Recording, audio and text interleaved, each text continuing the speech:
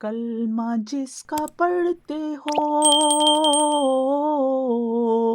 بغض انہی سے رکھتے ہو، کیسے امتی ہو تم، کیسے امتی ہو تم، شرم بھی نہیں آتی۔ اللہم صلی علی محمد وآل محمد وعجل فرجہم۔ یہ جو میں نے اشعار جو بولے ہیں آپ کی سماعت تک گزارنے کی کوشش کی ہے، یہ قرآن پاک میں اللہ تعالیٰ بار بار جھنجھوڑ رہا ہے ہمیں۔ رسول پاک صلی اللہ علیہ وسلم جھنجھوڑتے رہے، امت کو بتاتے رہے، اور یہی آپ نے آخری وقت میں آپ نے یہی فرمایا کہ حدیث ثقلین کے بارے میں فرمایا کہ میں تم میں دو چیزیں چھوڑ کے جا رہا ہوں، یعنی کہ یہ قرآن اور میرے اہل بیت، یعنی کہ یہ تھیوری ہے اور میرے اہل بیت جو ہیں وہ پریکٹیکل زندگی ہے، جس سے تم نے پیچھے چل کے اپنی زندگیاں سنوارنی ہیں۔ میرے محترم ناظرین، آج جو میرا ٹاپک ہے نا وہ 12 امام اور 14 معصومین کے حوالے سے ہے، اور 5 پنجتن پاک کو سارے مانتے ہیں، ان کے صدقے میں مانگ مانگ کے کھا رہے ہیں، اور ان کے صدقے میں اپنی خواہشات اور اپنی دعائیں طلب کرتے ہیں اللہ پاک سے،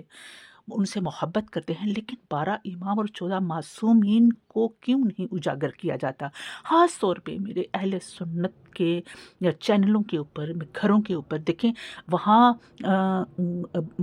قافلوں کے قافلے جا رہے ہوتے ہیں، لے کے حج کے اوپر جا رہے ہوتے ہیں، عمرہ کرنے جا رہے ہوتے ہیں۔ کبھی اہل سنت کے اماموں نے، اہل سنت کے پیروں نے، اہل سنت کے جو علماء کرام ہیں ممبروں پہ بیٹھ کے یا چینلوں کے بیٹھ کے اوپر کبھی انہوں نے بتایا ہے کہ 12 امام جو رسول پاک صلی اللہ علیہ وسلم بتا گئے ہیں، وہ 12 اماموں کے نام مسجد نبوی کے اندر لکھے ہوئے ہیں۔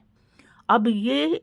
نہ دیکھیے کہ یہ کون سی گورنمنٹ ہے، گورنمنٹ کوئی بھی ہوگی، گورنمنٹ تو جو اللہ کی گورنمنٹ ہے، اور وہ جو 12 اماموں کے نام لکھا ہے، حضرت مولا علی مشکل کشا شیر خدا سے لے کر حضرت امام مہدی اجل تعالی فرجہم تک، یہ ان سارے 12 اماموں کے نام لکھے ہوئے ہیں۔ تو یہ کیوں نہیں بتاتے؟ یہ اس نعمت کو کیوں چھپاتے ہیں؟ شیعہ کی دشمنی میں تم کون کون سی نعمتوں کو جھٹلاؤ گے؟ اسی لیے اللہ پاک نے بار بار سورہ رحمان میں کہا ہے کہ فَبِأَيِّ آلَاءِ رَبِّكُمَا تُكَذِّبَانِ، تم اللہ تعالیٰ کی کون کون سی نعمتوں کو، ان سے بڑی نعمتیں کون سی ہیں؟ دیکھیں یہ سورہ بقرہ الحمد شریف ہے، اس میں اللہ تعالیٰ نے ارشاد فرمایا ہے کہ جہاں جب فرمایا ہے کہ بسم اللہ الرحمن الرحیم الحمدللہ رب العالمین جب ہم پڑھتے ہیں، الرحمن الرحیم پڑھتے ہیں، مالک یوم الدین پڑھتے ہیں، ایاک نعبد و ایاک نستعین پڑھتے ہیں، اب ہم دعا مانگ رہے ہیں اللہ تعالیٰ سے کہ اہدنا الصراط المستقیم، اب یہ دکھا ہم کو سیدھا راستہ۔ کون؟ یہ اللہ تعالیٰ ہمیں سکھا رہا ہے کہ ہم ایسے دعا مانگیں۔ اب اس میں ہے الصراط المستقیم،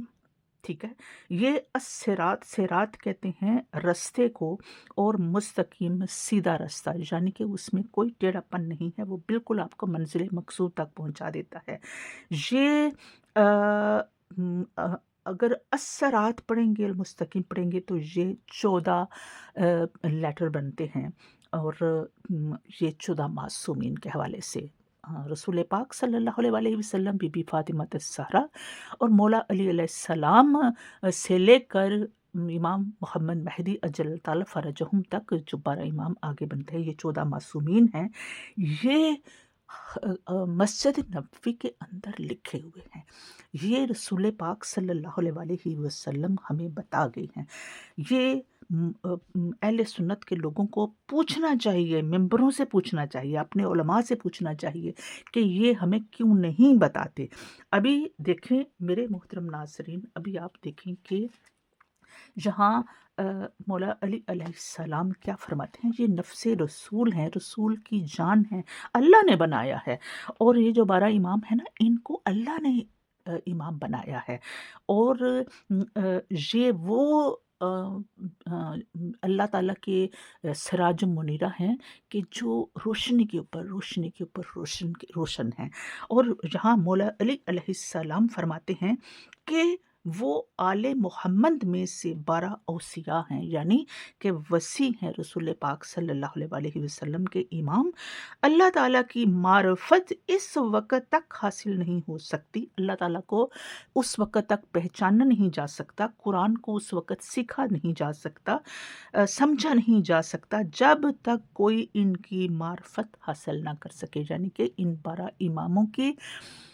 14 معصومین کی معرفت ان کو نہ پہچان لے، اور یہ جو معصومین ہیں، یہ جو امام ہیں، یہ بھی اس بندے کو پہچان نہ لیں۔ یہ ہے کرائیٹیریا آپ کی معرفت کا، آپ کی زندگی کا، اور جو ہم چھپایا گیا ہے۔ اللہ تعالیٰ فرماتا ہے کہ فَبِأَيِّ آلَاءِ رَبِّكُمَا تُكَذِّبَانِ، تم دونوں یعنی کہ جن و بشر، تم میری کون سی نعمتوں کو جھٹلاؤ گے۔ آج میں گزارش کرتی ہوں کہ آپ نا اپنے